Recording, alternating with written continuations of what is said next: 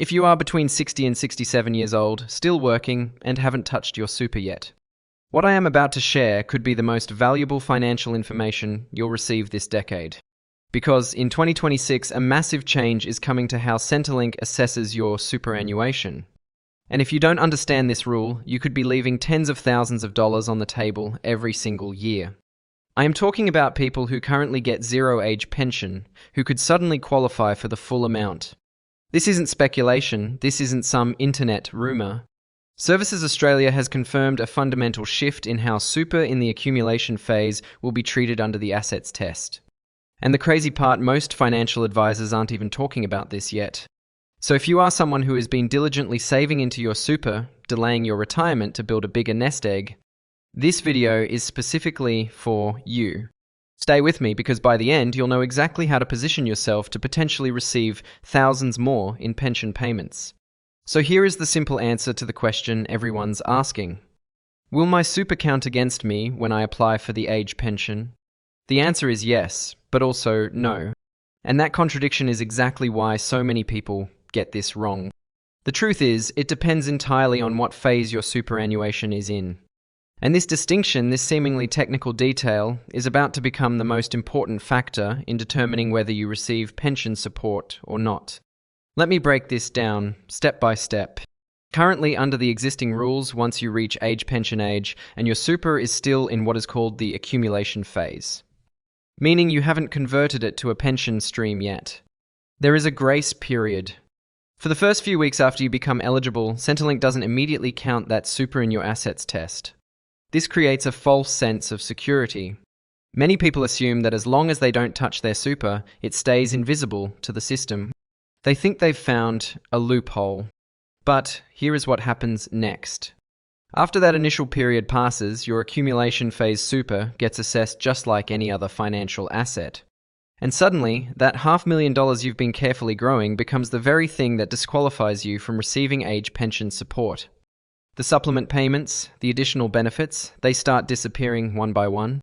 Not because you did anything wrong, but because you didn't understand the timing. Now let's talk about the long game because this is where the 2026 changes become truly significant. Under the current system, your age pension entitlement is calculated using something called the assets test and the income test. Whichever one gives you the lower payment, that is what you get.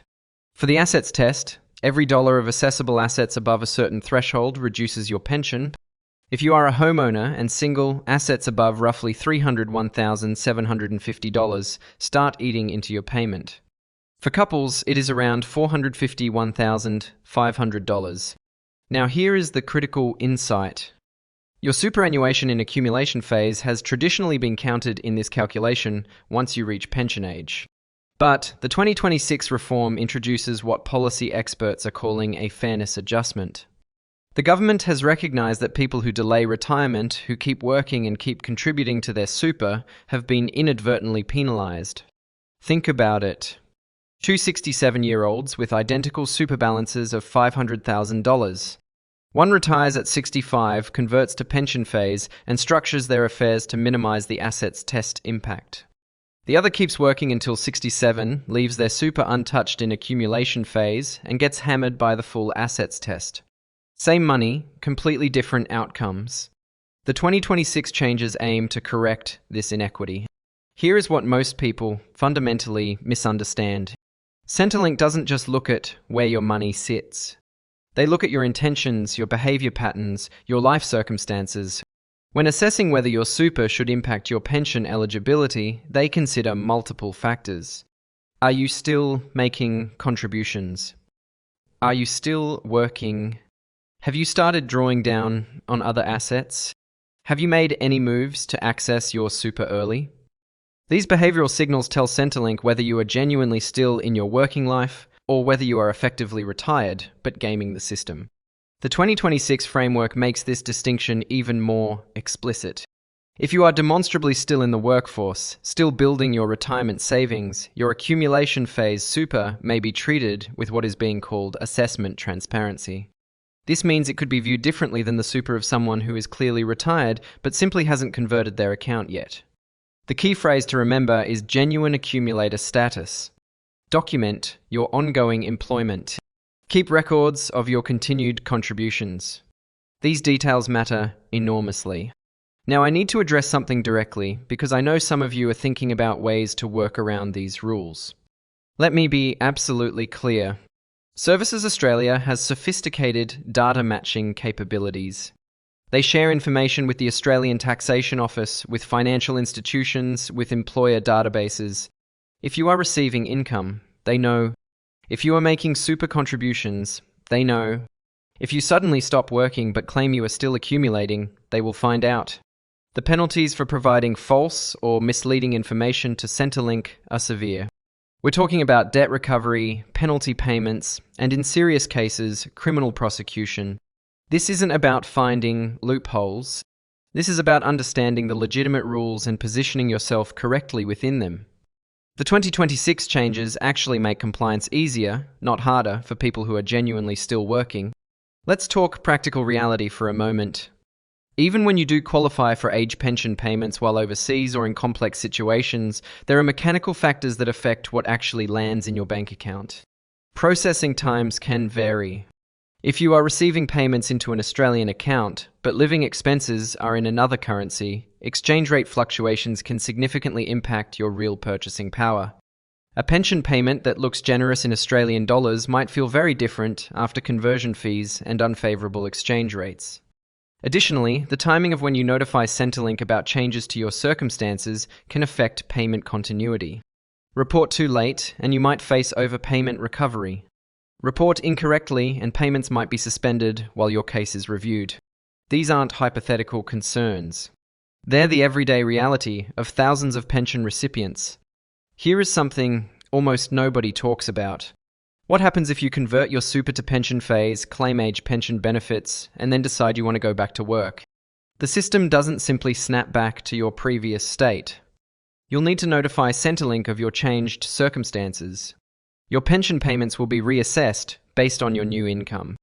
If you want to convert back to accumulation phase in your super, there are contribution caps and timing rules that may prevent you from simply reversing your decision. The 2026 changes don't eliminate this complexity. What they do is give you more flexibility before you make that initial conversion. Once you've moved to pension phase, many of these doors close or become much harder to reopen. This is why the timing of your retirement decision has never been more important. And it is not just about the base pension payment. When your age pension eligibility changes, so does your access to a whole ecosystem of related benefits.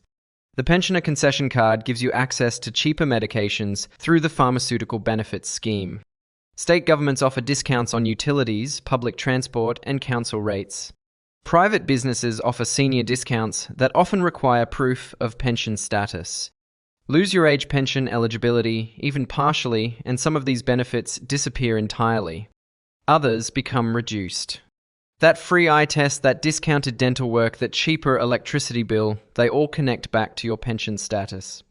When calculating the true value of age pension eligibility, you need to factor in these hidden benefits that don't show up in the headline payment figure. Throughout this entire process, you have ongoing obligations to Centrelink. This isn't a set and forget system. You must report changes to your circumstances within specific timeframes. If your income changes, if your assets change, if your living arrangements change, Centrelink needs to know. They conduct regular reviews. They send out income confirmation statements. They may request updated documentation about your super balance, your employment status, your living situation. Failure to respond to these requests can result in payment suspension.